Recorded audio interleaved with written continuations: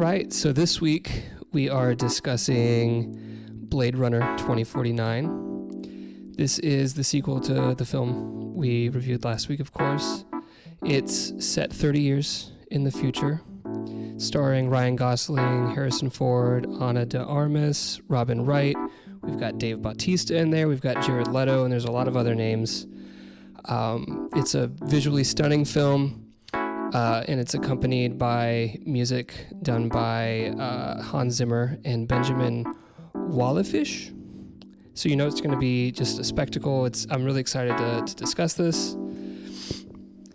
But Zach, is it good? We're going to find out. We have a guest today, don't we? We do. Let's do it.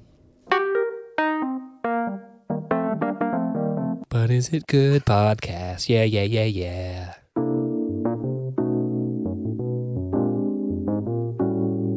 Welcome, everybody. Hello. Welcome to But Is It Good? Once again, I am your host, Hunter Callahan. And I am your host, Zach Olson. And we have a guest today, if you didn't catch on to that during the intro. Yes. Yeah, my name's Corey Grispo, and I'm stoked to be here. Yeah, Corey. So, real quick, Corey, me and Corey work together. You're currently repping the Between Pixels hoodie. I like it. Yeah, I always have to rep the brand. Yep. We've been on the same team. You've been there for what, 2 years yet? Yeah, Has it been 2 November will years? be 2 years. 2 years. We've had a lot of fun, a lot of adventures. We both died in Chicago, and we've been in purgatory ever since. It's an inside joke. We did, yeah. That was the Uber trip to hell. Yeah. Oh, that's actually, you know what? I should ask that right out the gate. What's the PG rating of this? Say whatever you want. Okay, cool. Say I whatever. drop F-bombs. Awesome. Hunter usually says like heck.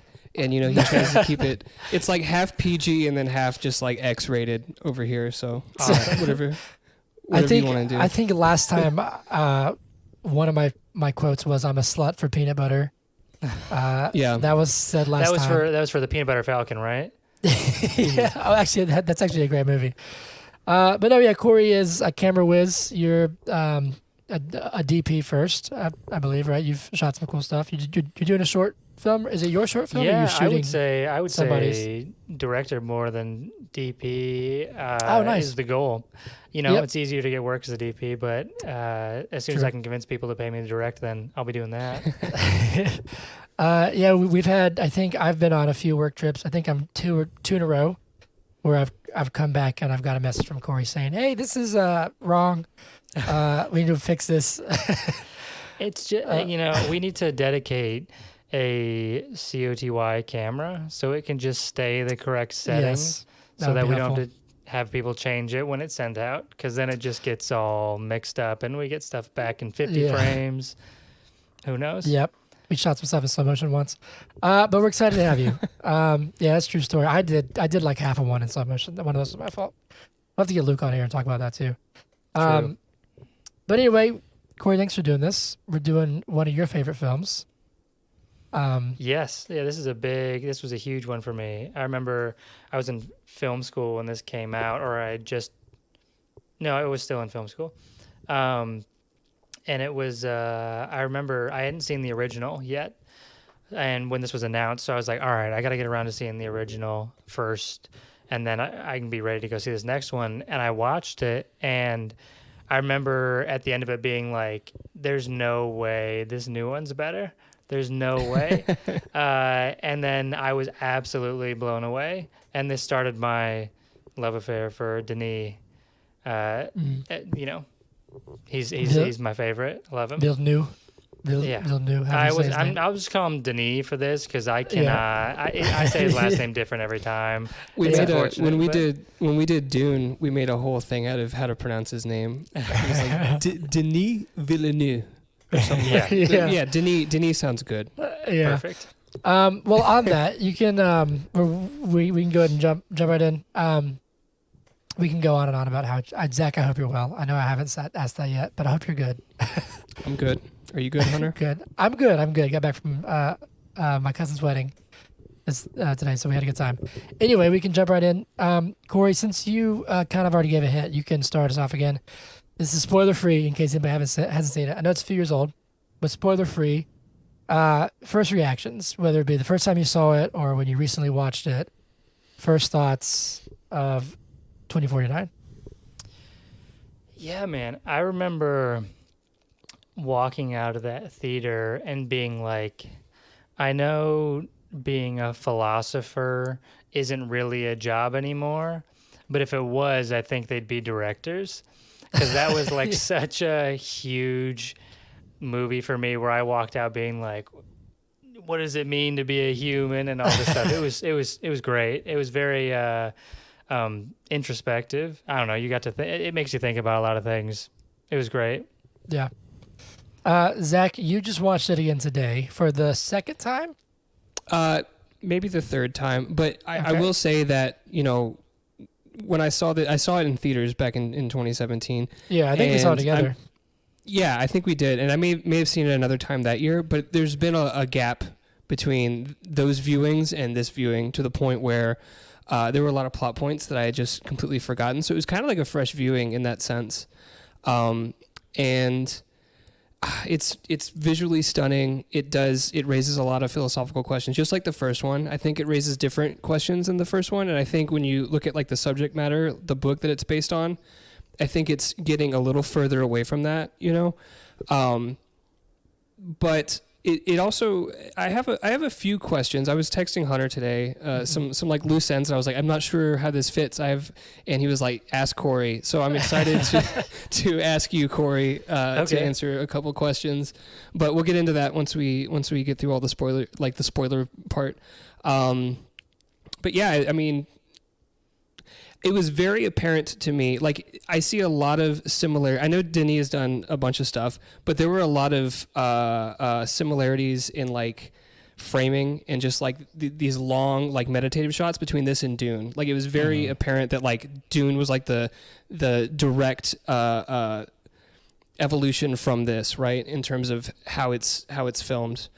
So those are my first impressions. Hunter, it's you. Yeah. I actually, when I watched it back, I had that same thought about Dune, where I was like, there was I think a lot of the like the landscape shots of showing LA or whatever, and then with the music, I was like, yo, this feels like Dune. But yeah, so this is actually only my second time watching this. So I saw it with you, Zach, when it came out and was blown away, and then watched it again earlier this week and was blown away again. I really love this movie. It's also like the perfect storm for me because like I love Ryan Gosling and I love Harrison Ford. So like I was like, and I love. He didn't want to mention Jared Leto. I do like Jared Leto. I like him. I like him as an actor. I've heard he's. I'm glad he's like such a minor part. Like he does play a big role, but as like a he's more of like a background entity. Yeah, exactly. Right. He more so hands it off to Love, and she takes care of that stuff. But I will say, because also like I'm a sucker for like the movies that are just like silence, like a very like quiet kind of performance. And I really love it. I think it's interesting. I said last week when we did Blade Runner that when I rewatched Blade Runner, I loved Blade Runner a lot more than I realized. Mm-hmm. Like, so when I first saw Blade Runner, it was like here. When I watched it again, it was like here. Mm-hmm. I will say when I watched 2049, it was here. And when I watched it again, it was still kind of here. So it was interesting that I didn't have some new profound, like, oh, wow, this is incredible. But I still like loved it. I actually don't know which one I like more. I really love 2049. I just the whole concept of like this to me goes beyond what does it mean to be human, and it's also just like what does it mean to like be alive, know, like this, which I know Blade Runner still talks about that, but I love the kind of silent turmoil that Kay kind of goes through and how that's kind of shown. I think it's great. I love it. Visually, it's incredible, which of all of Denis' films are really, really, well, that goes amazing. Also to Deakins, who's the best to ever do it. Unbelievable. Yeah. Finally won his Oscar for cinematography for this movie after being shunned from that category for forever. Or not shunned, but like nominated and lost like 12 times or something like that. Mhm. Yeah, this one is just this world feels like Blade Runner's world feels very lived in, but this one feels like worn out, lived in a good Mhm. way. Does that make sense? Where it's like, I don't know, maybe it's because it's the sequel. Like I think it's interesting that the world that Ridley Scott gave us in Blade Runner was already surprising enough, but then Mhm. they weren't afraid to say, "Hey, it's been 30 years. Here's even more shit's happened." Like they go to different locations, and you're like, "Well, this really fell apart. This is really Mhm. like San Diego is like a dump, literally. Like yeah, it's literally yeah. like a dump." So I just think it's fascinating. I think the whole world of it is really incredible. But that's kind of where I was first watch. So Corey, it's time for a movie in a minute. Okay. And as is customary for the guests, we ask that you do it if you are up to the challenge. Yeah, let me get my stopwatch out here because I will Yes. go over. Yes. The rule is you have 60 seconds. Mhm. You can't. You don't get any points for going faster. You got to use all 60 seconds. Okay. And just do your best. I mean, good luck. We just kind of throw you to the wolves. Alrighty. Starting. Yeah. So Oh, you can just whenever count it down 3, 2, 1, 3, 2, 1, and then you can start. Okay, 3, 2, 1. Okay, so 2049 is about Officer K, who is a replicant that is also a Blade Runner. So he's sent to hunt down old replicants that are need to be retired, which means killed. He himself is a replicant, which will come into play later. He discovers, while retiring a replicant, a baby born from, well, the remains of a baby born from a replicant, which is a huge issue because that shouldn't be possible. So he goes on this whole mission to figure out who this baby is, and he sort of, for a time, thinks it's him. He's led to believe that it's him because he's got memories that are real, which he shouldn't have as a replicant, which leads him to run into Deckard, who he believes to be his dad. And then they go on this whole mission of like, all right, you need to make sure Deckard doesn't fall into Wallace's hands because then they can start to create more replicants that can reproduce. That is 1:62 seconds. Perfect. Amazing. That'll work. That It was good. That would work a charm. I Perfect. didn't. I got about halfway through it and I was like, shit, does this include Yeah. spoilers or not? No, yeah. It's definitely at it this does. point. Spoilers are Yeah. a free game. Yeah, Cool. it's just when Alright, we give I'm our awesome. first impressions, we want to. I don't even know why we started doing that, honestly, but we give spoiler-free first impressions and then go straight into spoilers. So Just in I case. mean, works. And good for movies. people that are really interested in watching like 10 minutes of a podcast and then dipping out. well, and they might find something interesting, and they're like, "Oh, I haven't seen this. I don't want it spoiled for me. Yeah. Let's go watch Exactly. the movie and then come back and subscribe." And subscribe Right, there and it is. follow and Yes. share. Subscribe, follow. Right. That's right. I actually messed up. I meant to, when we did first impressions, I meant to ask you your first impression on The Last Jedi and why it's the greatest Star Oh. Wars movie ever made. Actually, just shared. Oh, you commented on it. I just shared the story about it. Oh, That yeah, movie- yeah. I saw That that. movie unfortunately lives rent free in my head for not good reasons. We'll have to have you Okay. back when we do Star Wars. We haven't done any Star Wars movies yet. yeah, we haven't. Okay, well, it's that time. And we are making really good time, so we got plenty of time to dive in. How do you want to approach it? Do you want to go through the movie? Zach, do you want to just bombard us with your questions? Do you want to... My questions are almost exclusively with the conclusion and like At the the end? last third of the movie. Mm. So I don't want to start with my questions because, I just don't think that would. We just, Corey, just work Yes. through it, would you yeah. like to go chronologically, or would you like to follow one plot line and then follow another, or like how would you like to We approach can it? go chronologically. That sounds good. Okay. Let's do the opening. Apparently, that was the storyboarded based off of the original storyboards for Blade Runner. There's like a scene that was supposed to show how Deckard was like some ruthless killer, and it was somebody who was like making tea or whatever. I learned that. That was really interesting. What do you guys think of Bautista and that whole sequence? And realizing that like Kay's a replicant Blade Runner. Yeah, it was. Okay, so it's clear to me because one, Bautista is huge, and two, like it's clear that he's a replicant because someone is going to his home and he's just like this humble farmer, right? So we know from the first movie that replicants are strong as hell, and this is a Bautista replicant, so you'd think that he would just be able to rip him in half. So it was interesting that he essentially let Kay win, right? Like that was already like an intriguing plot point to me because, like to me, he could have ripped him in half, like quite literally, but he didn't, and he already like implants that seed of like what's he say about like seeing a miracle? Yeah, he's like he said the new replicants are happily scraping the shit because they haven't seen a miracle. Yeah, that's right. That's exactly it. Yeah. I'm trying to think back when I first saw it. There was some, it's that first line of like, what'd you say? Like, how does it feel like killing your own kind? And you see the coldness of Kay because he's like, my kind don't run. So he doesn't even associate himself with. He's a Nexus 8, is Bautista, right? Nexus 8? Yes. Yeah. So like he's that far, like, I'm not one of you.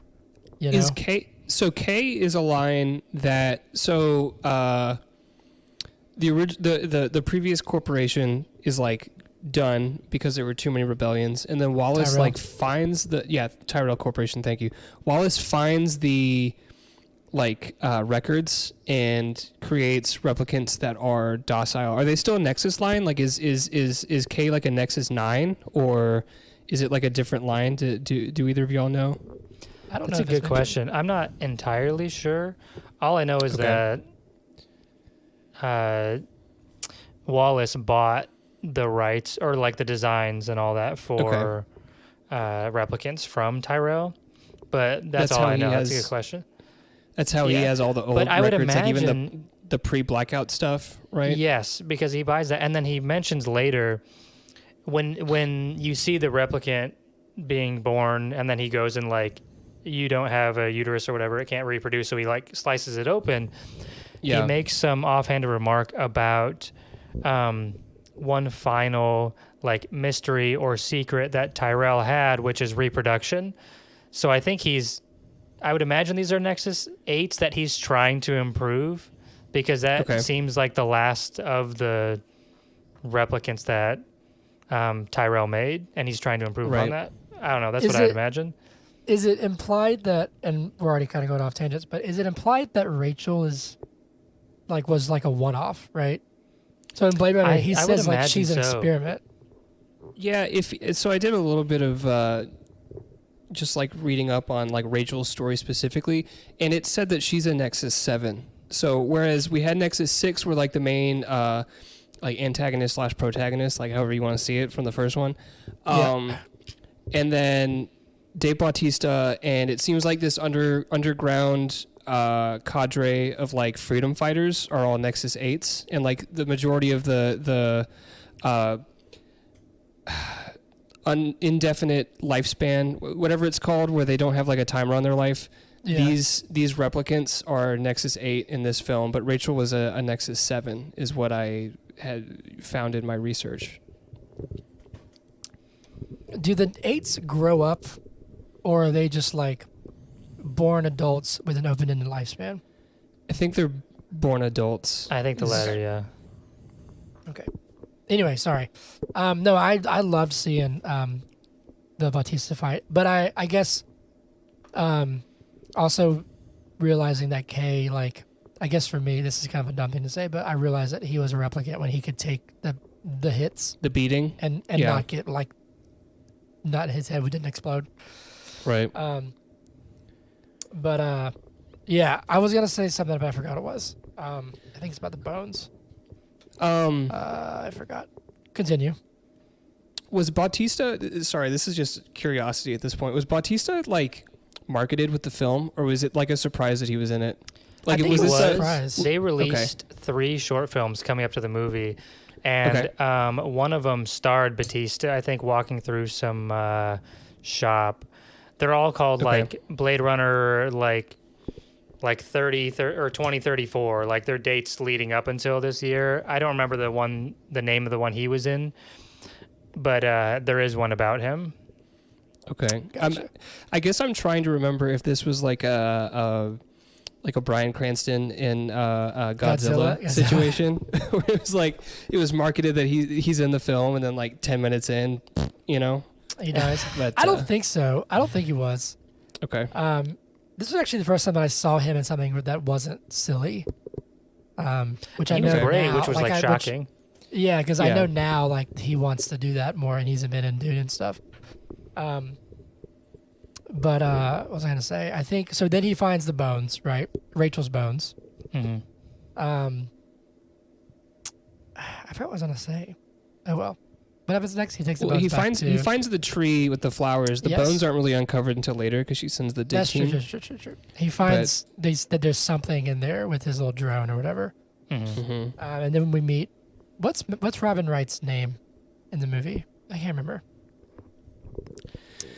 Madam Joshi, Yeah. Joshi. That's it. Lieutenant Which Joshi. she's never referred to as. The only reason I know that is because of the subtitles. If you turn on closed Yeah, captioning, yeah. it's just like, there it is.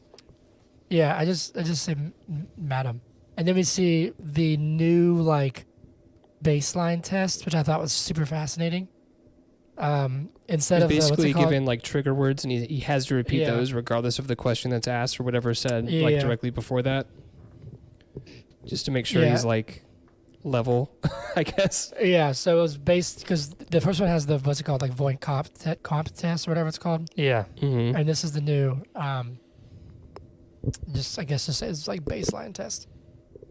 I loved how like he's seen, I guess, and treated. I guess I didn't love it, but like as a replicant Blade Runner, like even amongst the police force, he's like sort of seen as this like outsider.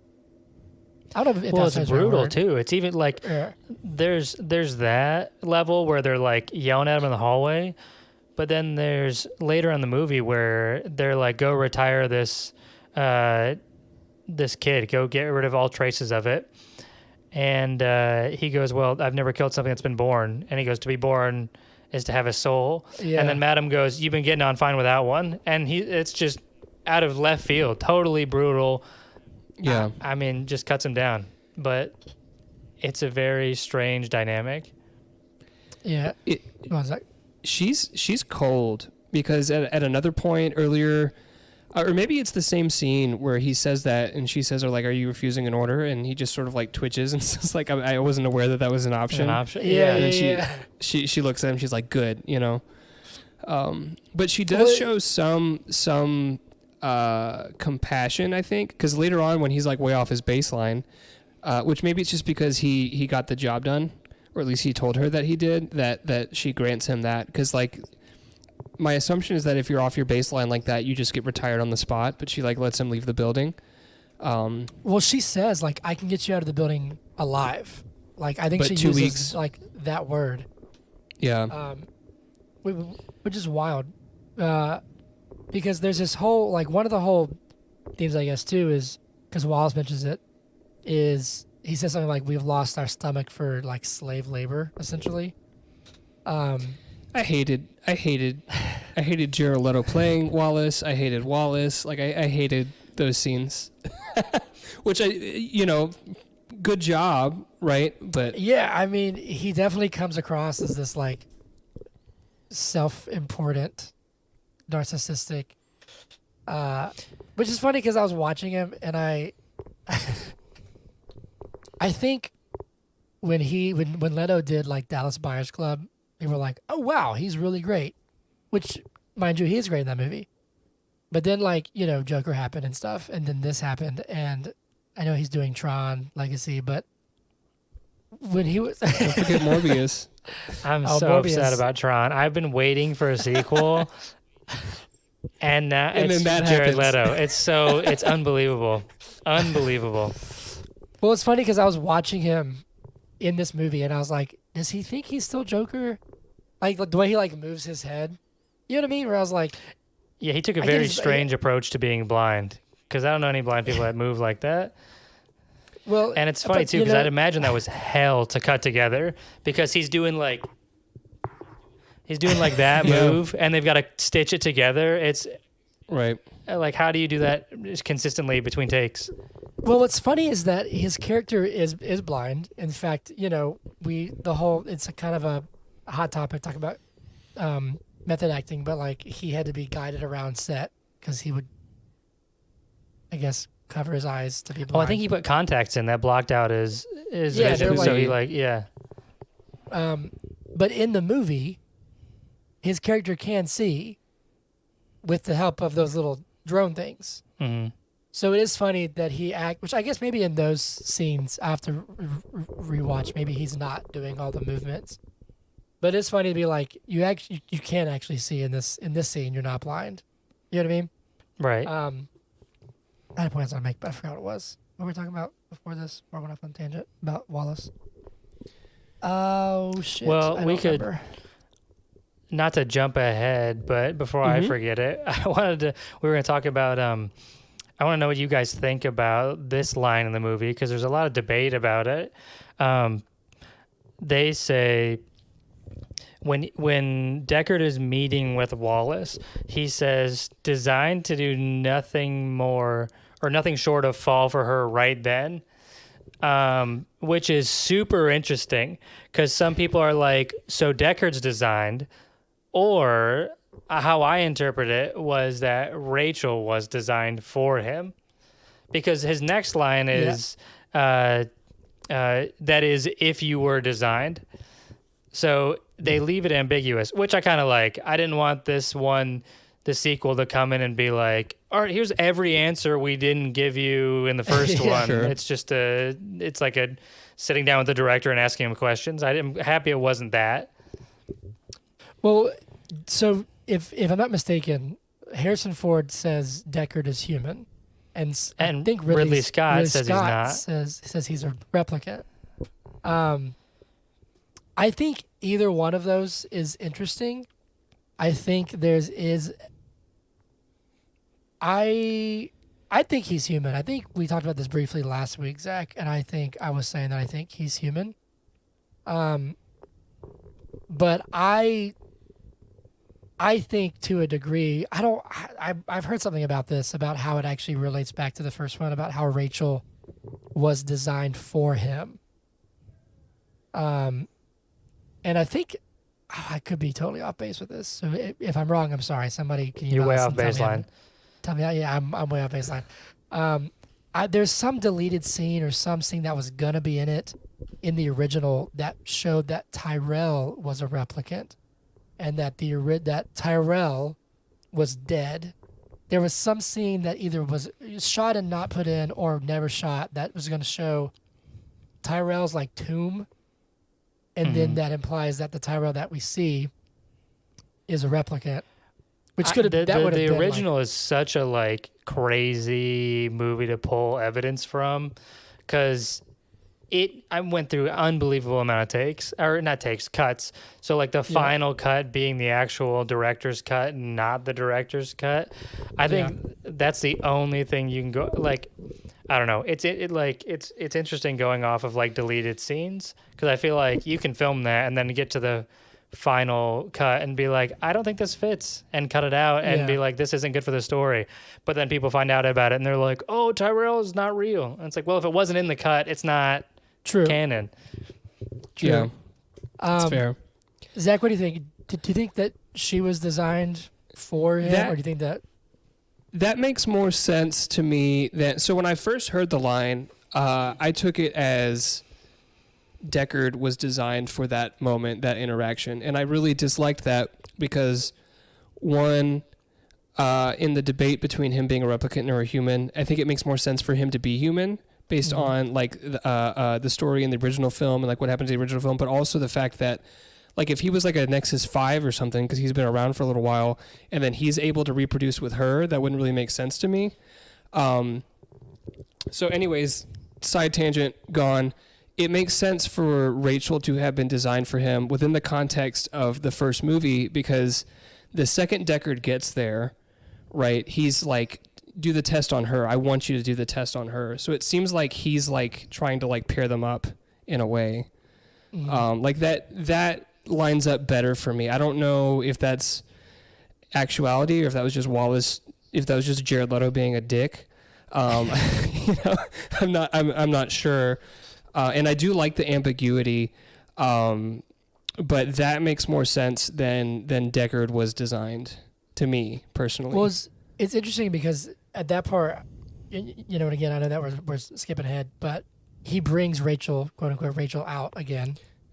That was that meant to like not to like kind of look like Rachel, but not really look like Rachel? Because it like the face shape was off, the voice was off, and he even says like, oh, she had green eyes. Yeah. You know, but it was like more off than I thought it would have been, if that makes sense. Maybe, yeah. I think I took it as it was supposed to be her, but it still, I think, works in the story where it's like not quite. Sure. You know what I mean? Yeah. But you I can't think, replicate that. Yeah, this is what I love about these movies is that, let's say that Rachel was designed for Deckard to fall for her, right? Her purpose was to make him fall in love with her. I think this movie is interesting because it's like, okay, well, does that matter to Deckard? You know what I mean? Like, is he gonna be like, oh, it's all fake? Was it to him? Does it still, like, she still ran away with him? They had a child together. You see what I'm saying? Like, that's why I think these movies are interesting. It's where it's like, if Kay's like, I'm made for one thing, but I guess does that make everything less real to him? You know what I mean? Does that make sense? Yeah, I don't think it would have the impact. Like if I was in Deckard's position, I don't think it would have the impact that Wallace thought it would. Like you said, it doesn't take anything away from Deckard's story, I don't think. And if anything, it could be just to test the implications, not just that replicants have emotion, but that they can like spur certain emotions in others, which I guess they did have like pleasure models back then too. But you see, it's a different thing, I think. Yes. Yeah. Does what I'm saying make sense? Yes. Yeah. Cool. Yeah, I think if they had, it's sort of like, I don't think they have as much controls over them as they like to think. Because obviously, Roy and his crew go rogue in the first one, and then he's still retiring replicants in the second one. So clearly they have like their free will and ability to think and whatnot. So the idea that she was manufactured just to be like the perfect partner for him, I don't think tracks. I think her being manufactured to be like him, for to be attracted to her in the first place, yeah, that makes sense. But emotionally, she comes over to his place and has like an existential crisis when she finds out she's a replicant, and she's like, I don't know where I begin and Tyrell's granddaughter ends and whatnot. So Yeah. they definitely made those decisions under their own free will. But as Sure. far as designing her physically for him, I think that's probably what they're alluding to. Yeah. You know what's funny makes to me? a lot of sense. I think, and this is across both movies, is where it's like, because like the biggest thing is like they're like replicants can't have empathy. They don't have the emotional maturity to have empathy and like whatever. And I watched the first one and I'm like, do they not watch replicants? Because they very openly have emotions and like are heartbroken and So I thought the whole thing, like the whole conflict in the first movie that Tyrell talks about, is that if once replicants start to form memories, they start to form emotion, and that's when they realize what they are and they start freaking the fuck out. So it's really interesting to me, and he was experimenting with giving like prior memories so they don't figure it out as quickly, but he said that brings in the risk of like higher levels of emotion because they have more experience to pull from.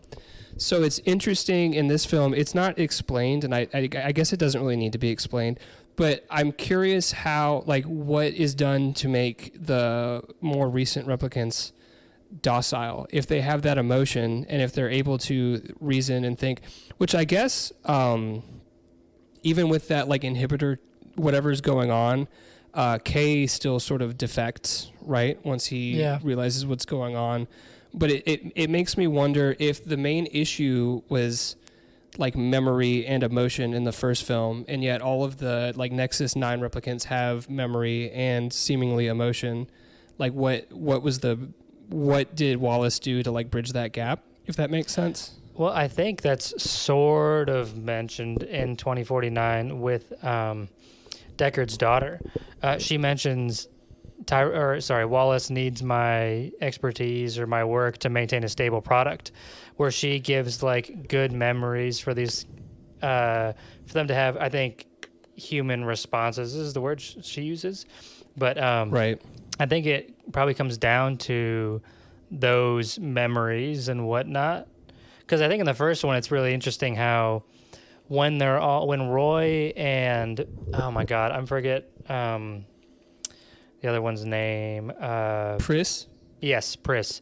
When they're at the guy that plays chess with Tyrell, when they're at his place. JF Sebastian? Yes. Yeah. When they're at his place, they like meet up and hardcore make out like immediately, which is super funny to like, they're 4 years old. Right, they're just figuring out emotions. So like, this is how this works, and you just it wasn't like a nice to see you. It was like a face mashing together, and then they're like, so you can see even in that how almost infant they are in their emotional like stages. They're just sort of like figuring out how everything works.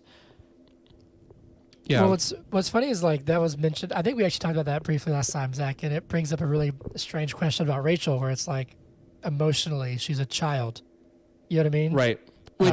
Which Rachel was given like childhood memories, so maybe she's more. Maybe that's a good point. You know, she's more emotionally advanced.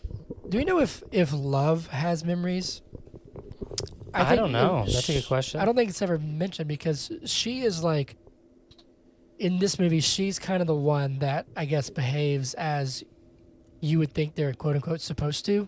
Mm-hmm. Like she to me is one that has like no empathy, no emotion, not like she's getting her nails done and blowing people up. You know what I'm saying? Like that kind of stuff. Well, even at the end, she stabs Kay, kisses him with covered in blood, and she's like, "I'm the best one," and then goes back to get Deckard.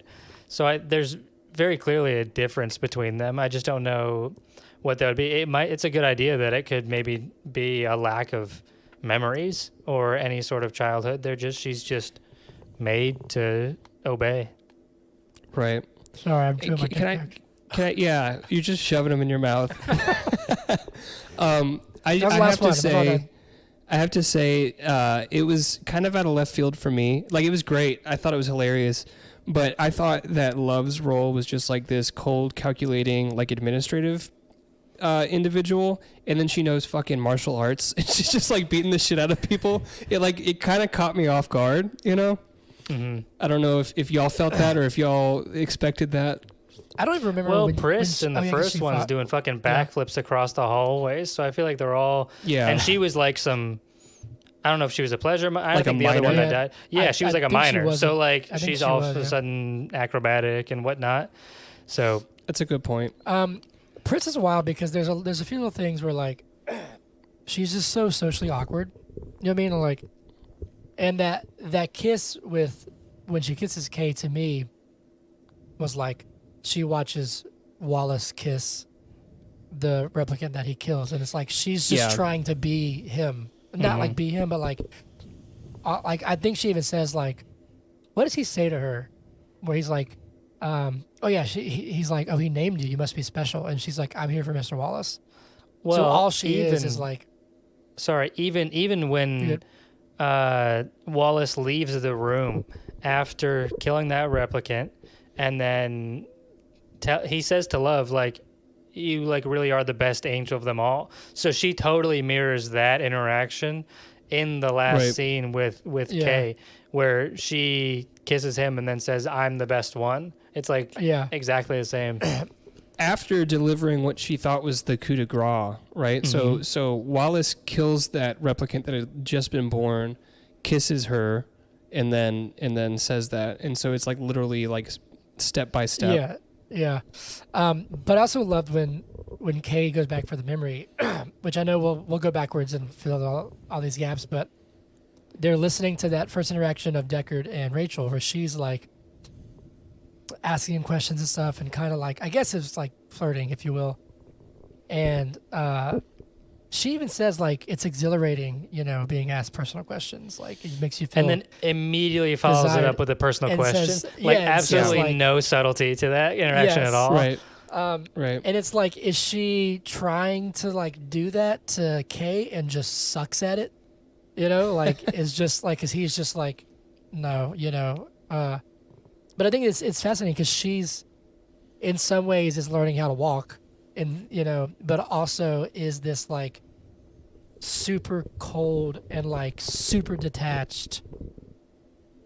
Like, I don't know, I think she is kind of what you think of as like a robot. You know what I mean? Does that make sense? Whereas I've always thought in both movies, the replicants, even in the first one, like Deckard has less empathy than most of the replicants that he's tracking down. So I think it's always cool how like narratively it frames the replicants as like the victims and the ones who have the humanity in a world that's like doesn't give a shit. Yeah. I thought it was an interesting choice that Kay specifically, like you can tell he has empathy for characters in the film, but like he does not like ever show it on his face. I didn't know. Except for Joy sometimes. Sometimes. Yeah, like very rarely dies. with Joy. We should talk about Joy. I was just thinking that. Sorry, didn't mean to. No, you're good. Yeah, go for it.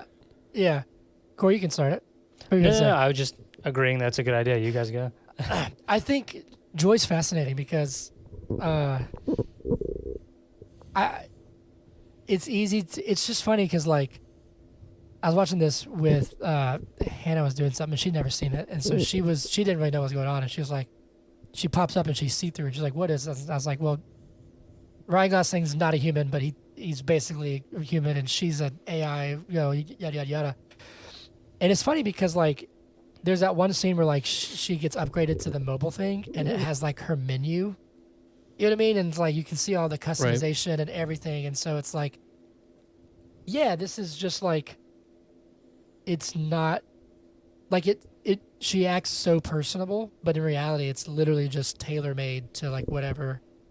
But there's such an interesting. So I think that's an interesting question too. Is like, is it real or is it not? Whereas like, okay, so the advertisements are like, she'll do whatever you want her to do, but also she goes the extra mile in a lot of scenes where she's like, I mean, it's weird, but in the like intimate scene, she hires a prostitute to be like, I want to be real for you, where she's like trying in this relationship, which is strange because I feel like they wouldn't normally be programmed to hire a prostitute. You know what I mean? So it's interesting, their relationship. And then when she's about to die, she's like, I love you. I don't know. It's, and even Kay doesn't believe it in the beginning, where she's like, I'm so happy when I'm with you. And he's like, you're just saying the right things. He's like, you don't have to say that. Yeah. But then I think through the film, he sort of falls more for her, which is interesting. Sure. Yeah, definitely by the end, because she says you have to put me in the emulator, otherwise they're gonna come here and they're gonna like take all the data out of me, everything that I know. And he says, but if I do that and that breaks, then you're gone forever. But it's interesting at the beginning because he had to. I don't think he was that just like came outfitted in his apartment. He had to make a choice to like purchase that thing. You know, I think Love even says at one point, I see you're also a consumer, like blah, blah, blah, blah, blah. You're a customer. So it's clear that he wants some sort of emotional connection with something, whether it's AI or real or, you know, whatever. But then when she says like, you know, I'm so happy whenever I'm with you, he just like coldly says like, you don't have to say that, which was interesting to me, that like, it's clear that he wants some sort of, but he doesn't trust that it's authentic. Right. Do you think, so let's take a verdict real fast. Do you think by the end, like, do you think she loves him, or do you think it's just really good AI? I think by the end it's real, because I think they don't have a good hold on emotion yet for the replicants or the AI. You know what I mean? I think they can play God a little bit and make these characters and people and whatnot, but I don't think they have as much control over them as they think. I think by the end, I think she's pretty, because she can think for herself too. He's not like just asking her questions. Like someone brings up the wooden horse with the inscription, and she's like, how many times have you told me that story? Here's the horse and whatnot. So she can think and pull on memories. So I don't know. I think she's pretty self-aware. Yeah, for sure. And it makes sense that in this world that's asking these questions about, memories and emotions and do replicants have souls and et cetera, that she would also be able to form memories and form relationships. And the more time, even if, the more time you spend with someone, you're going to become closer, unless you absolutely loathe them. You just absolutely hate them. But in that space, just like me and Hunter. That's right. But in that space, it makes sense that the more time that they spend together, that something that starts out artificial and just like superficial could turn into something that is real by the end, for sure. Well, there's one little thing that I want to throw out to you guys then, because I think I might have mentioned this to you, Zach. But when he sees the giant, she calls him Joe eventually, right? And she's like, "Let's you have a name, you Joe, because you're special." Then most basic name. Yeah, that was so. He's K. He's K. Yeah. Like picking Joe of all the names is so crazy to me. It was, and they call him that for the rest of the movie. I'm like, this is not it. Yeah, she says it one time, and he's like, "What are you doing?" And then she just keeps calling him that. And then when he's asked by Deckard, he says, "Oh, my name's Joe." And it's like, why did you pick up on that? You're K. Like, come on. Yeah. As somebody whose legal first name is Joe, I didn't like it. I was like, that's a boring name. But then later, after he's all beaten down and stuff, he sees the giant naked Joy, and she says, "You look like a good Joe." And so to me, that hit like, maybe he was like, "Oh, so it's not a name that like my Joy gave me. It's just a name that Joy is programmed to tell me." You see what I'm saying? Like, maybe, I don't know. To me, it was sort of like this, like maybe he's not actually special, which he's not. I hear you. Which I think is kind of the point. I hear you. Like it's like the default name. But what if it's a human that actually has a name? It's not gonna, like, Joy's not gonna call everybody Joe. I wouldn't think. Fair. I think, but for me, that I do think it was too much to not be real. I think, like, Joy's love for Kay and vice versa. I think it was too much to be like, this is totally fake. But that did make me think. Was there a cut of this movie where the giant holographic Joy was clothed? Or am I making that up? Because I seem to remember a shot where it's the same Joy, but she's wearing like neon, like blue and pink, like shorts and a top. So that's a transitional scene later, I think. Okay. So when when Kay gets rescued and he's by the fireside and the embers sort of go into the sky and then it's like sideways and transitions to the skyline, I think there's an advertisement of her there wearing the blue. Okay. Yeah. Anyway, so let's circle back to the linchpin of the movie, and that is Rachel and Deckard have a child. Because there was one line, I know we're already like almost an hour, but whatever, there's a lot to unpack in this movie. Where, what's her name? Joshi? I almost said Yoshi, like from Mario. Madam, where she's talking, and she's right. I think she is right. Though her actions are like, hey, go find this kid and kill it, are uncalled for. But she is like, this is going to break the world if we realize that we can create beings that can reproduce. So what is that like?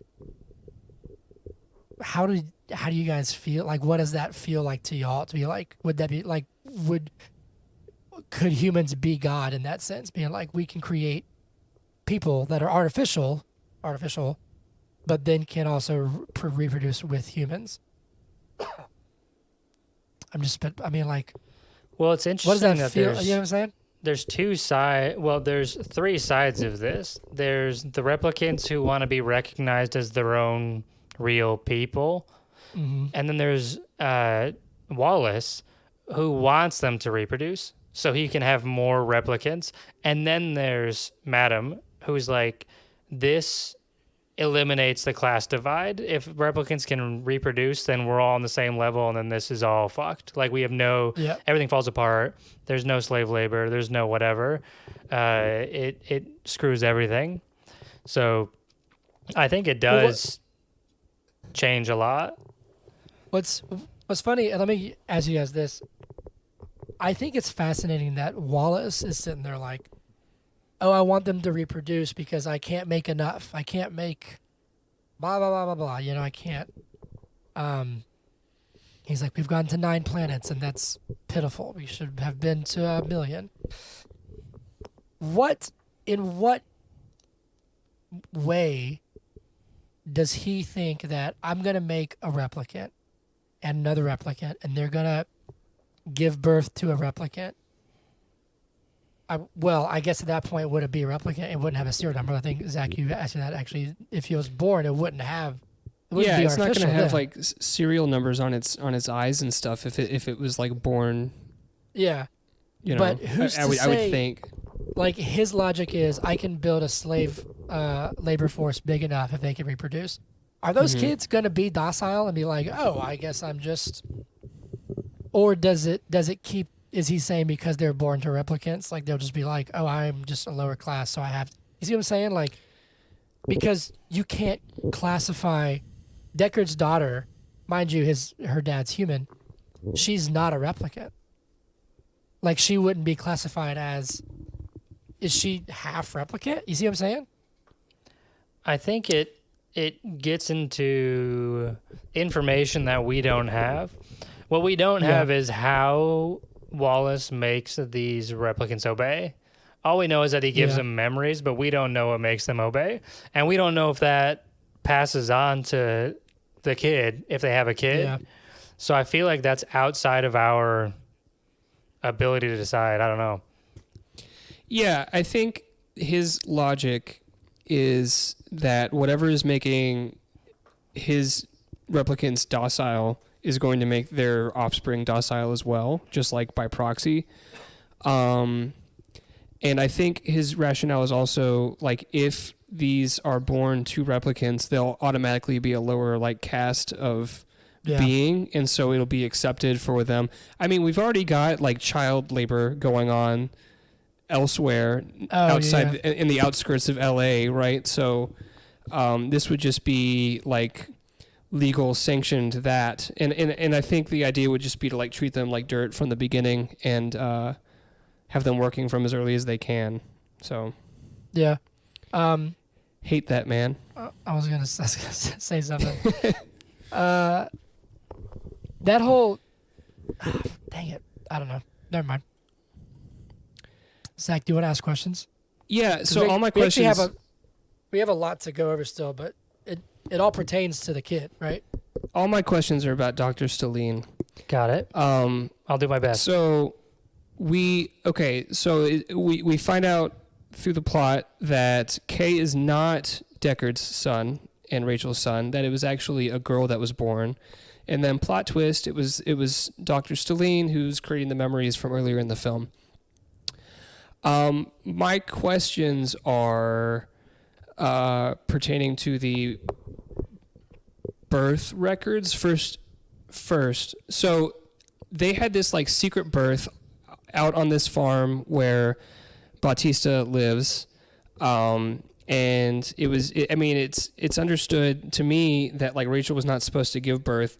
So I don't understand why they would even like record birth records. Why we wouldn't just like completely under the radar, like nothing at all. That's my first question. Because there's two. There's like a boy and a girl, right? Yeah, they duplicate it to try and like throw them off the scent. But I'm like, why'd they even record birth records? Like, why wouldn't they just like not do anything at all? Why wouldn't they just like give birth, keep it under the rug, you know? Yeah, that's it's a good question. I mean, the only thing I could think of is that they want to like reintegrate her into society. That's the only thing I can think of. Is for her to live a semi-normal life is that she needs a birth record. If they wanted her to live on a farm in the middle of nowhere with her and just Deckard, I guess that would have been a good plan too. And then they could have they could have not done a birth record. But the only thing I can think of is that they wanted her to integrate into society. Normally. Which is interesting because at the age of 8, she's put in a glass box for the rest of her life. But I mean, is that real? Do you think that's like she actually has something, or is that that is the question? I actually don't know. It would make sense that they would. We don't know, right? But it would make sense that they would make that up because they don't want people to get close to her, because if they get too close, they might, catch on to something or whatever, right? Well, I also want to know the transition between staying at the orphanage and then getting to the glass box. Because she's like, my parents put me in a glass box. Okay, so your adoptive parents put you in a glass box because they adopted you from wherever, the orphanage, and then found out you had issues and left you here and then took off, which is crazy. Well, because if she does have issues, it also implies that I would say that the replicants that can give birth it's not fully fleshed out, right? Because now she has issues, and I guess the assumption is, which there are people who are born human that have immune issues, but I guess it would be implying, well, her mom's a replicant, so is she fully developed, if you will? You know what I'm saying? Mm-hmm. It's so. In terms of her being left in that glass box, it makes it sound like it's all part of the plan, right? Like there's this entire like contingency plan of like what to do with her to make sure that she's taken care of and she's protected. It blows my mind that their plan was to have her work directly for Wallace and create replicants, like help directly in the creation of replicants. That's wild to me. It would make sense. And I think there's a Blade Runner 2099 in development. So maybe this will come out. Maybe this is part of the plan. But the only way it would make sense to me is if she is like intentionally putting like rebellious memories in the replicants so that they will one day like revolt and like be free. Like it wouldn't make sense for her, the one like reproduced like replicant child or half replicant child or whatever, would just be like complicit in this like creation of slaves. So she doesn't know who she is at this point, right? She does. She has to because she is putting, well, maybe she doesn't know who her parents are, but she's putting her memories into the replicants. That was my next question. Even though she knows doesn't know she's like half replicant. Okay. But she is, so that was my next question. So I didn't think that she knew that she was like half replicant. Yeah, but I don't think she doesn't know. I think their plan, if I have to think of it, it would be like the best way to make her anonymous is to throw her into that orphanage and to have one of a bajillion and have her like thrown to the wind and see what happens from there. And then she just so happens to make memories and have a compromised immune system. That's the only thing that makes sense to me. But then what's the end goal with her? Like if she's so precious and they're just like throwing her out there and seeing what happens, like what is the is it just to, like I think it's just to live a normal life. Okay. Right? Ish. Because I think from Deckard's perspective, he's like, the plan was, I didn't want her to get torn apart and researched on. Like that's his only thing. Who knows what Rachel's idea was, but I think in his mind, he's like, throw her out there and make her as unimportant and not noteworthy as possible. But that does raise up the question that Zach asked, which I have too, is Kay, Joe, whatever, Kay comes and finds her. At this point, he's reeling because he finds this wooden horse that he was under the implication that he knew his memory of it was fake. Like he's self-aware enough to be like, my memories aren't real. Like I understand. Mm-hmm. But then he finds it. And what's funny is that when I first saw it in the theaters, that moment was kind of, I was like, what's happening? But when I watched it again, I was like, this dude's whole life just got flipped upside down. Right. And like he has this like silent, like he starts kind of shaking. He's like tearing up and stuff. And then he like there's that great scene where he like screams and stuff, you know, like when he goes and sees her. But to Zach's point, he's like, you can't use real memories, right? And she's like, yeah, that's illegal. Of course not. That's illegal. But it's her memory, and she knows it when she recognizes it because she cries. Yeah, but she says like, this is someone lived this. Yeah. You did. Like you well, did. She knows that. So, she put the memory in him. You no, see what I I'm know, saying? But but I'm saying like it does raise a good question of like why? Why would she do that if she? I don't know. It's just interesting. Was it a mistake? I don't think she's like the best of the best, right? So like, yeah, I think I've looked that up before, honestly, and I think it's sort of implied that it's like a tongue in cheek, like, no, I wouldn't do that. That's illegal, you know. Which I don't know why she is still motivated to give them a real memory. I think she probably thinks it's nice. But that's all I can gather is that it's supposed to be like a tongue in cheek. No, I would never do that, officer. That's illegal. Okay. Yeah. But it Hunter, it seems like they all have that memory because when Kay finds out that he's not the son, he like looks defeated and yeah, I can't remember her name. I kept calling her Trinity from you're so right. Matrix. Because she had like the glasses and everything, but she's like, oh, my child, you thought it was you, we all wish it was us. And it makes me think that they all have that memory, and so they all like went down that rabbit hole of like, maybe it's me because this memory feels so real, blah blah blah blah blah, right? Yeah. It's not vetted. That's just me thinking. On that note, one of my favorite themes about this, and I know we haven't even talked about Deckard, but we can in a minute. This movie goes a little nihilistic for a second. But I think it's like in a good way in the sense of being like Kay's like this chosen one, you know, he's like, I'm special, I'm Joe, you know, whatever. And then it's just like, actually, you're not. You are just a guy, whether you're real or not. Average Joe. Average Joe. And there's that scene where he like walks out and he's holding he like catches the snow. And I love that idea of like, if you look at you, you're fully unique. You're one of a kind. But also there's billions of you. You know what I'm saying? Like this idea. And I feel like. Welcome to Earth, Hunter. Yeah, well, no, I'm saying like, but it's a beautiful, like, I think what does she say? She says some line that like is like his turning point where he's like willing to be like, well, I'm not the child, but I can still like push this forward and still. What does she say? I don't think he has that moment until the next scene, which is with the big Joy. But regardless, like, because I think he is cut down in that scene a lot. Yeah. And then she says the most human thing we can do is dying for the right cause, all that jazz. And I think he goes and sees Joy, and he sort of realizes, well, he's not this said child, but I think he realizes that for the time that he believed he lived like a real human life, and he was like, I think I can still do that, and I think that's still worth fighting for. And he literally rips off the Band-Aid because you can't. There's no like quick solution, right? And he goes and faces that conflict. Yeah, and it reminds me of the question posed by what's his name, Gaff.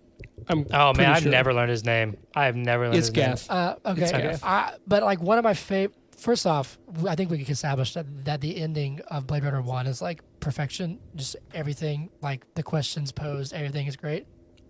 And I love his last line of the movie which it comes back again where he's like, it's a shame that she won't live, but then again, who does? And I think that still sort of looms over everything, you know, like, like what is it to live? What is it to be alive? What is it to, because metaphorically with the dove and stuff, I think Roy kind of has a soul at the end.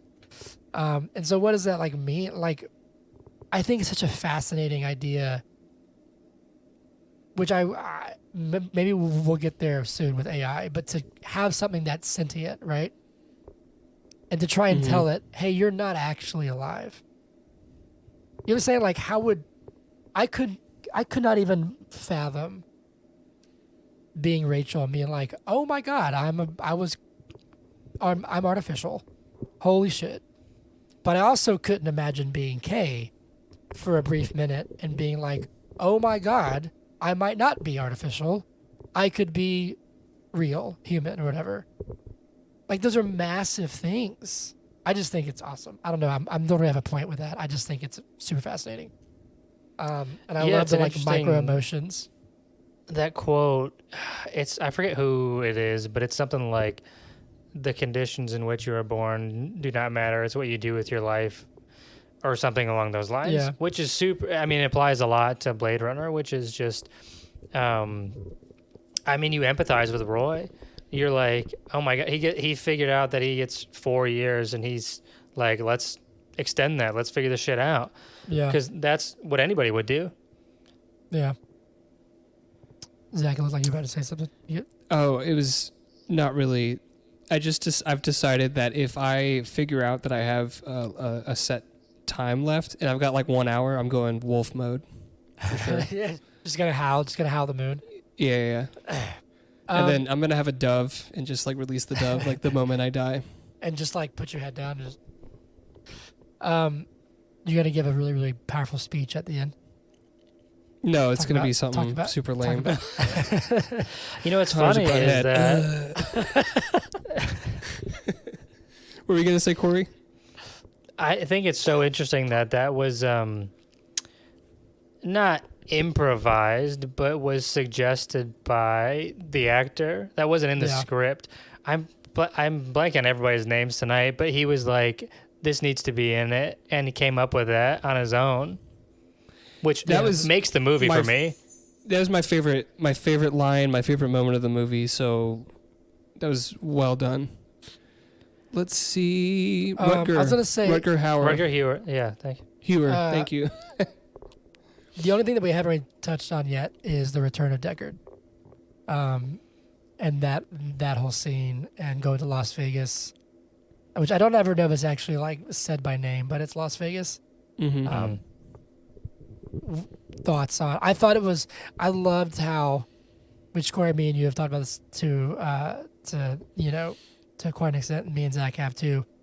How we live in a cameo world now, where it's just like, oh look, he's gonna pop up for 5 minutes and be like, hey look, I'm in this. But it's not that like he has a role, but it's not like his story anymore. Like, it's not like they're, like, relying... Like, let's just lean on Harrison Ford for 2.5 hours. Like, he doesn't show up for another... I think for, like, an hour and 10 minutes or something like that. He's not in it. Well, even, like, you can compare it to other roles Harrison's had. You can compare this to when they brought him back in fucking Star Wars. They're like, oh, my God, it's Han Solo and Chewie. But for this, he's like a major plot point where it's like, whoa, he could have had a kid, or he did have a kid, but it could be Kay, and we're meeting this character.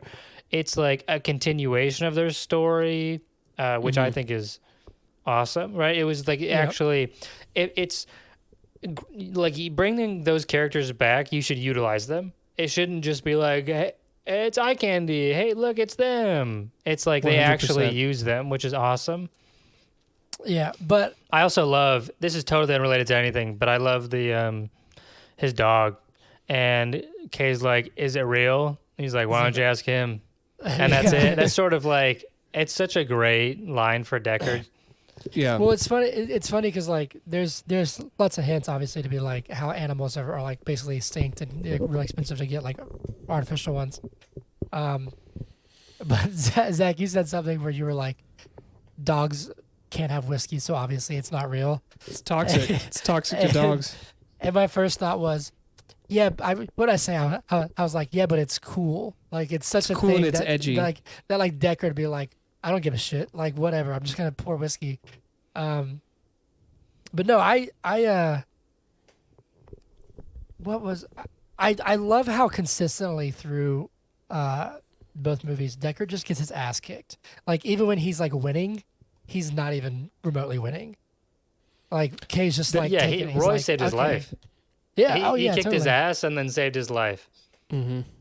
And when he's trying That's a to fight point for Kay, him being a replicant, right? Is that he's just consistently getting his ass kicked without like actually taking that much actual damage or like punishment. yes, but I also would argue and say that it's a point for him being a human too, because he doesn't stand a chance. Like he's so much weaker. Yeah, he just gets as much like he falls through some floors and stuff, but Roy really toys with him. He just breaks his fingers so Yeah. he can't shoot him, and then he's like, try and get me." Ooh. You know, that's really it. And then he's like trying to Sure. climb outside the building with a pinky and his left hand. Yeah. And, you know, Did y'all think it it was- could go either way? Did y'all think it was a bit much when they realized that they've been found out and that Love and her crew are like there, and Deckard like walks through a door and Kay just like fucking runs through a wall? Did y'all think that was a bit much? It would have been if Deckard didn't lock the door behind him. If he just Oh, that's true. closed it. I didn't realize If he that he just locked the door yeah. behind him. Yeah, he like closes it and then locks it. I think, if I remember correctly. So if he had just like closed it, it would have been super Yeah. extra for Kay to be like, I'm going through this wall. But it might have been more efficient time wise if he could go Yeah. through that wall. That is funny. That's I fair. thought that was really funny. I'm trying to think of the questions that he asked, because that's when we kind of learned that Deckard's like my role. I had one job, and that was to leave. Mhm. So it definitely sounds like he doesn't even know. Like he doesn't know what's happened. I also liked how it wasn't like some. I don't know. Like I just loved how they handled his character in this and his role, because it was like, yeah, it kind of came back to him, but it wasn't like he was some. The only thing that made him special was that he was with Rachel. You know what I'm saying? Like it wasn't like, oh, this legendary guy. Blade named- Runner, who's the only named one that can kill these Deckard. people. Yeah. Like that would have been really dumb if they're like, we have to go get the best, and it's 75-year-old Harrison Ford, because that's not real. It's just like the new Indiana Jones. While it was fun, it's like the dude's 82, like he probably can't do this stuff anymore. I do think it's Go on. awesome that the line that like endears Kay to Deckard is when Kay's asking Deckard all these questions and he's sort of dodging him, and he goes, "I didn't figure you was one for bullshit." And then it cuts back to Harrison. He's like smiling for the first time. I think that's such a good interaction. Like the only time Harrison smiles is when he get cussed Yeah. out, and he's like, "Oh, I actually kind of like this guy." I think that's Well, because great yeah, for Deckard. at this point, Kay's thinking this is my father, Hmm. right? I don't know. I thought it was really, really well done. I think it's one of those times where it's like this was the perfect balance, at least for me. What else do we have? Anything else? Because I feel like we've covered a lot of the bases. I know we're already like an hour and 15, but Zach, do you have any more questions? Or Corey, do you have Okay. any points that you want? Zach's got one. Okay, cool. Here we go. So I'm willing to buy that they just wanted their daughter to have a normal life. I'm willing to buy that. How does the whole like underground sewer freedom fighter squad who are like keeping tabs on everybody, like what are they up to? Are they just like trying to survive, or like do they have like a goal? Like I thought that they were like their goal was to like liberate all the replicants and like make them be like recognized as human. And so I thought that the daughter like played into that. Now I'm thinking that maybe she was just meant to like live a life just to show that she can. So what were they doing? What are you doing, Hunter? I was reading something. Sorry. Okay. I was listening. You're saying the chick with one eye, like Mhm. their goal. Yeah.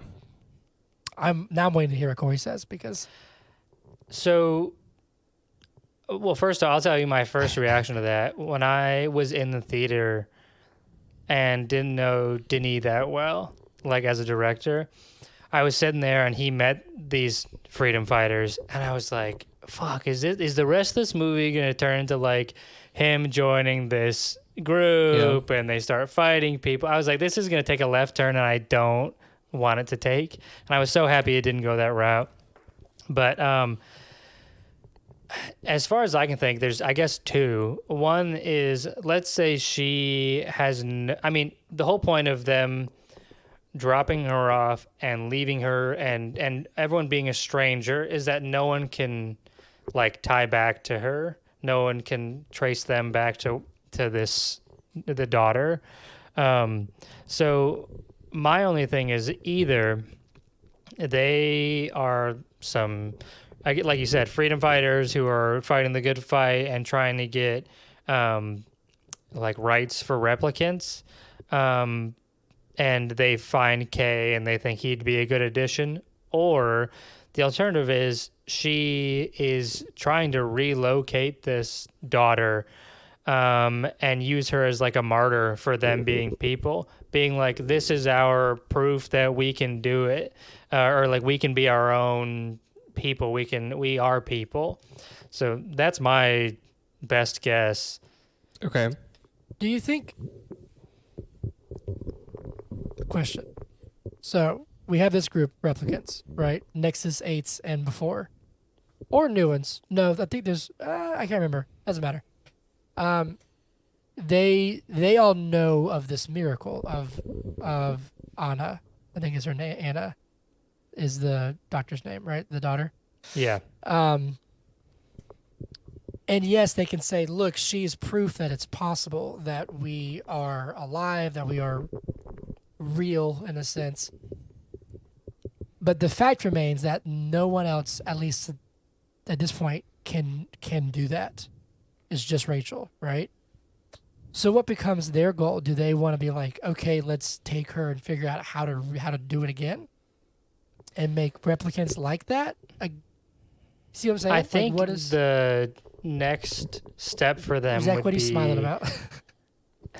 Sorry. I go think on. the next step would be like I don't know, like a more humane approach to figuring out how reproduction works than Wallace would do. Oh, sorry, Okay. my audio just looped back to me. This is strange. If you I need to think- figure it out, you can. It's all right. It's fine. I don't think it's recording that way. It's just off a little bit. So if I start talking slower, that's why. But I think they would just try to honestly like breed her, like try to be like, all right, let's see who can have a baby with her, because she was born, so maybe she can have kids or whatnot. Yeah. That's yeah. Zach, what were you gonna say? That was kind of the same question that I was asking. Maybe it was just phrased okay. a little differently, but like, what's their goal in this whole situation? Gotcha. Yeah, no, I yes, I was just thinking more specifically of like, With Dude. her? yeah, like, are they gonna be like, well, let's figure it out. Our goal is the same as Wallace. Let's just Yeah, do it because it's nicer. not like they've had like a giant. It's not like they're like, this is possible. Let's have an orgy and see if we can make it happen. Like, Yeah, like they or all maybe know they that did. Maybe that was step 1, and now they're on step 30. That was and how they met. There you go. And then they were like, all right, well, maybe we should start some other stuff, I guess. Right. Oh man. I was gonna say, Corey, is there anything else that you kind of found or wanted to talk about in this movie that we haven't touched on before we wrap up? Because I know we're going long. Yeah, not really. I think we touched on a lot of the main plot points and the whole purpose of it and whatnot. Zach, you have anything else? No. No. All right. No. Well, Zach, because this was quote unquote your episode, you can ask Corey. Yeah. The question of the hour. So Corey, but is Blade Runner 2049 good? I think it's better than good. I think it's one of the best movies I've ever seen. There you It's go. definitely There you go. my favorite movie because I've seen it recently. It goes back and forth with the original. If I watch the original, I might go, this is better. It just depends, whichever I've seen more recently. Sure. I can say watching them 2 weeks back to back, and after discussing them, I definitely think that 2049 is like a much more polished film. Obviously, like this is just really well done. In terms of the like philosophical underpinnings and like the theme of the film, I think I like the first one more. So Hunter, which one, if you had to, I know you said before that you were struggling, but after having a discussion, like after talking for an hour, can you pick? I think I lean 2049. And I think what pushes it over the edge for me is Ryan Gosling. Yes. And Jared Leto. I don't blame you. Is Jared Leto. Jared Leto is the reason I... Here you go. No, I just think it's more nuanced. And that's crazy to me because I think Blade Runner is very nuanced. Mm-hmm. But I mean that in the sense of the performances. I think this is just great. I think it's just... But I recognize that it would not exist without Ridley Scott's original. And I watching it, the first one back, last week, I was like blown away by it. But I love the idea of like not just being like, oh, I thought I was alive and now I'm a replicant, but I love the reverse of being like I thought I was one thing, which is kind of the same thing, but being like I thought I was this soulless machine, but I'm actually like, what if I'm actually alive? And even when you realize that he's not, he still is like, no, actually I am alive. I'm real. So I would agree and say that it is phenomenal. It's not just good; it's phenomenal. I don't know if it can be nominated for a Golden Good award because because Blade Runner I think is going to be a Golden Oldie. We have an award show. I think I've explained this to you, Corey. Yeah. Yeah, and it has some criteria. So the films that the only real criteria is that it has to be a film that we reviewed that year. Yeah, so maybe it can be nominated for a Golden Oldie. Do you think it's worthy of a Golden Oldie, Hunter? I'll leave it up to you. Well, no, I think it'd be worthy of a Golden Good, right? Golden Good. I would say this is up for a Golden Good. Okay. Well, we have a nominee. There you go. So now it's time for Every Movie Sucks. Every movie sucks. Oh, heck yeah. Corey, I don't know if you want to look anything up, but what we do is we just look up bad reviews on Letterboxd. Okay. So you can just react to them if you want. If you look them up, you can. We do just a couple. I might look up some, but I'll probably mainly react. Because I know that we're going on. We got a lot to go through still. I got to put mine up. I should have done this beforehand, but mine is loading. Oh, come on. Letterboxd website is really slow for some reason. Like when I get on their website, it takes a while to get to the low reviews. All right, I've got one. Zach, are you ready? Mm-hmm. This is half star from Surya Nagesh. The director is too self-indulgent. Like, who the fuck pauses that much between sentences while having face-to-face conversations? I can see where they're coming from, but that's like Denis' thing, right? Like that's, I don't know. I love it stylistically. Fantasy Rat says shit from a butt. That's it. That's awesome. I've got one. Corey, unless you got one, do you want to do one? No, I don't have any yet. Okay, this one's from Lamia, half star. Why is it so fucking long for a mid-plot? That's so crazy. I know they've got you know what? Let's dive into these people's profiles. What are they reviewing 10 stars? Hold on, I'm sure they're doing I don't know, Fast and Furious 11. This is great because I didn't have to think at all. Corey, every time someone triggers me, that's exactly what I do. I go look at their profile and just see what they've reviewed. Who's that, Hunter? This is Lamia. I don't recognize the favorite films. There's a film called Nobody Knows, Before Sunset, After Sun. Oh my! Of course, Before Sunset. Yeah. Okay, those are admittedly supposed to be good movies. They gave Barbie. What's funny is that they gave Arrival 5 stars. Yeah, Arrival is one of the best movies ever made. Easy. But they hated this one. That's funny. That's so crazy. Super Genius Malcolm Middle says the ugliest fucking MCU wannabe. Well, that just happened. Movie I've ever seen.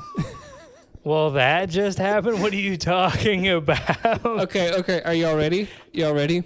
Favorite movie? The Flash. Oh, okay. I thought that was for Blade Runner. I was like, what are we talking about? No. No, that review was for Blade Runner. I'm just looking at their profile now, and their favorite movie is The Flash. Got it. Of Their course. second favorite movie was a 2017 SpongeBob movie. Amazing. And their third favorite movie is a movie that's interesting. Trump versus the Illuminati. Amazing. this The Flash being their favorite movie is so on par. Yeah, absolutely. The irony is like, I mean, it's next level. I can't describe it. You saying like, this is the most that just happened MCU movie. Well, The Flash is just Superman the cameos. Like, it's crazy. Is insane. Look who we got to play Batman. Yeah, that's oh my God, Keaton's back. They marketed the movie as a Batman poster with the Flash at the bottom with the date. Yeah. Speaking of that, we can go on to the shindigs if you want to, but apparently Tim Burton finally spoke out about the Flash, and basically was just like, "Fuck the studios. They took my stuff and ruined it." Wow. Essentially, but what's funny, people were kind of giving him shit because he was like, I created this, I made these things, and they just kind of take it and do whatever they want with it. And they were like, bro, you made a Batman movie. You didn't make Batman. So like in the studio's defense, I guess they're like, they own the IP, which I get, but he was just like, I don't care, whatever. I'm kind of anti that now, which is Tim Burton's, whatever. I was gonna read one more, but I think it's actually not as funny as I thought it was. So never mind. Read it. Okay, it's kind of long. It says, it's giving Star Wars, Bounty Hunter, and Scavenger times Tenet times Snowpiercer times Mad Max. Why did it take so long to find him if this is some super surveillance state? A perfect setting for to enact your women as property fantasy. Where is Harrison Ford? Classic Villeneuve with slow pacing and ridiculously loud blasts of sound. Which I feel so bad for the hollow life that person lives. Also, comparing it to Tenet after the fact that Tenet came out like years after is crazy. Yeah, it happens all the time, dude. There's so many people like, oh, this reminds me of something that came out 30 years after this, and it's like, oh, that's not. Okay, I don't really have a lot of news because I haven't been paying attention because I'm just been lazy, and I apologize. But I have a few things. Let's see here. Oh, it comes out in 2 months. We finally got a trailer for Aquaman 2. I haven't watched it yet. But apparently it looks like Aquaman 2. I saw it for the first time. I thought it had been out, but I think it debuted it's like this past during a football game. Yeah, it was Thursday Night Football. And I watched it, and it looks interesting. It doesn't, I don't know. Well, I'm confused too because I thought they lost the movie. Like I thought they lost everything. I don't know. What happened to that? It's been like recut like 100 times where it's like they've done a ton of test screenings. They're like, oh, this still sucks ass, so we're gonna try and fix it. But also, it's like it's another one of those lame duck movies where it's like the universe doesn't matter anymore. We're starting over, even though he might still be playing Aquaman. Doesn't matter. So that happened. Liv Schreiber apparently is going to return to his Sabretooth role in Deadpool 3. He played Sabretooth in Wolverine Origins, which is notoriously like one of the worst movies. Have you guys seen Mr. and Mrs. Smith? With like Brad Pitt and stuff, Angelina Jolie from like 2006. Well, Donald Glover is starring in a remake of that, a series. And it got pushed back to... Who's Mrs. Smith? I don't know her name. I can look it up. I love Donald Glover, but they're scraping the bottom of the barrel for like IPs to bring back. Yeah, so that's being remade, and it got delayed because of the writer strike. And apparently, Corey, you're gonna love this. Apparently, Donald Glover, this is him again. He's doing a Lando project. Okay, it's gonna be a movie. Yeah, it was gonna be a series, and then they decided to make it a movie instead. So it's gonna be a movie. So we're getting everybody coming back. We have Hayden Christensen's back. We're doing Ahsoka. I haven't watched any of it. I don't know if you've seen it, but I haven't watched any of it. But from what I've seen, people freaking out about on Instagram, it's just like, hey, look at this scene from the Clone Wars. How cool is this? I saw one, and they were like, oh my god, his Clone Wars suit, and I was like, look, you can ask Zach. I'm a suit guy. I love a good suit in a movie. I love the costumes. But I was like, that's not a plot point. That's just a costume. That's the thing. Sorry, you go. The Well, I was suits just are going to important, say, what people are showing on social media is literally, it's like frame by frame, like a scene in the Clone Wars is done live action. It's like Yeah. there's no changes whatsoever, and it's like what is this adding, you know? But Corey, you were going to say something. though. It's just real life. Well, it's just like I don't know. Filoni's getting a little self-indulgent with his stuff, where he's like, now that he's in charge, he's like, let me bring back stuff that I did already. And this series is just like season 5 of Rebels. I don't know. It's just it's getting to the point where like, or it's been at the point, honestly, where I don't need to know everything about every character ever. Like every character doesn't need a spin-off series, and it's kind of to liken it to Blade Runner. I kind of, like I said, I didn't really want to know any more about those freedom fighters. It was just like, it makes sense that they're there, and I don't need to know anything else. Like, of course, there's going to be a coalition of them, but cool. That's it. I don't need to know. Yeah. I don't need a spin-off series about what they're doing until they meet Kay. That Right. being said, Andor is exempt from all of this because it's Yeah. amazing. You keep saying that Andor is really, really good. I still haven't watched it. It's unbelievable. It's not just good Star Wars. It's good. Period. Like, so well written, and it's awesome. It was funny. I literally almost finished a sentence and I almost said good content, and I thought of a podcast that I just listened to it on the drive back from Knoxville today with my brother and Hannah on them, and they were talking about movies, and they were like, they called some movie content, and they were like, oh my god, what have we become that we're calling? I thought of Martin Scorsese, where I was like, this is just content. Anyway, thought it was funny. Last thing that I have, this is kind of funny. Chris Pine. Everybody knows Chris Pine. He got spit on by Harry Styles. Chris He made Pine? Pine. Yeah, Chris Pine. I thought you said Prine at first, and I probably did, but I was supposed to say Pine. He directed and starred in a movie called Pool Man. It was his directorial debut. That was supposed to be some sort of crime thriller, black comedy type thing. And apparently it sucks so bad that it played at the Toronto Film Festival and people walked out. I don't know. that It's happened. like it's like these people from WWE needing to be actors and musicians. Why do you need to make like a lateral career move? Just keep acting, or just keep making music, or just keep wrestling. Quit branching out. I don't need an album from The Rock. I don't need Ariana Grande to act in movies. I just need you to keep doing what you're doing. Dude, Right. Ariana Grande apparently, because she just got divorced. This is random. I just saw this on Instagram. Apparently, she had an affair with her co-star because she's in Wicked. Yeah. Which so is he- also going to be a part 1 and part 2, which is crazy. Is it really? Oh my god! Yeah. her co-star, she like broke up his marriage, and he played live action SpongeBob in a SpongeBob musical. That's hilarious. Mm-hmm. That's like double worse for her ex-husband now. That's so funny. Anyway, that's all I had for news. So Zach, the Braves are trash right now, although they're also amazing. This is Zach's Brave Minute. Corey, we're talking about the Braves for a second.